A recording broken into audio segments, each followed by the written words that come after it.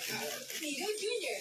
For toddlers 1 year old, 2 years old, and up to 3 years old. With probiotics and DHA. Nido Jr. The use of milk supplements was only advised by a health professional. The unnecessary and improper use of this product may be dangerous to your child's health. Lunchtime, guys! What's for lunch? I made egg waffles. Mom, yung ko na yung dish, right? Rice Krispies. Love, tubo-tubeless nga.